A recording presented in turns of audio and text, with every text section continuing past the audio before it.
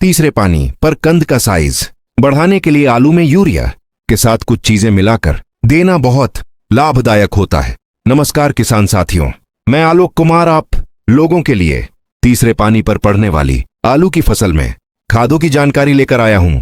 आशा करता हूं कि आपको हमारे द्वारा बताई गई खादों का फॉर्मूला आपके लिए बहुत ही फायदेमंद होगा। हमारे द्वारा दी गई जानकारी आप किसी भी खाद भंडार पर जाकर शेयर कर सकते हैं और पूछ सकते हैं कि जो फार्मूला बताया गया है आलू की फसल के लिए 40 से 45 दिन पर आलू की फसल पर डालने के लिए उपयुक्त है या नहीं। अगर दुकानदार गलत बताता है तो आप अपने हिसाब से उनसे पूछे इसमें क्या कमी है और हमें कमेंट करके बताएं इस फार्मूले में किस तत्व की कमी रह गई है और अपनी नॉलेज के हिसाब से आपने जो पीछे गत वर्षों में आलू की फसल में क्या प्रयोग किया था उसके हिसाब से हमें बताएं। क्या मेरे द्वारा दी जानकारी सही है? आपका एक कमेंट और लाइक से हमारा मोटिवेशन बढ़ता है और नई नई तकनीक जानकारी एकत्र करने में हमारा मन लगता है। और मैं किसान साथियों को बताना चाहूंगा, मैं किसी भी दवा का किसी भी कंपनी का प्रचार नहीं करता। आप अपने हिसाब से किसी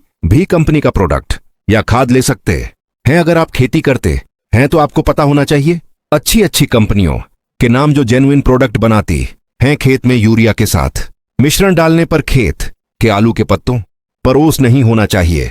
या आप शाम के समय खादों का प्रयोग कर सकते हैं या आप पानी लगाते समय खाद के मिश्रण को पानी के साथ बहा सकते हैं। ये तरीका सबसे उपयुक्त होता है। तीसरे पानी पर क्या डालें? 40 से 45 दिन पर यूरिया आप 30 से 35 किलो प्रति एकड़ ले सकते हैं। यूरिया पौधे को नाइट्रोजन देकर तेजी से बढ़वार करता है। पत्तियां गहरी हरी रहती हैं, फोटोसिंथेसिस बढ़ता है, कंद विकास तेज होता है। इसके साथ आप ले सकते हैं सल्फेट ऑफ पोटैश, मात्रा 25 से 30 किलो प्रति एकड़। कंद का साइज और वजन तेजी से बढ़ाता है। आलू की क्वालिटी और चमक बढ़ती है।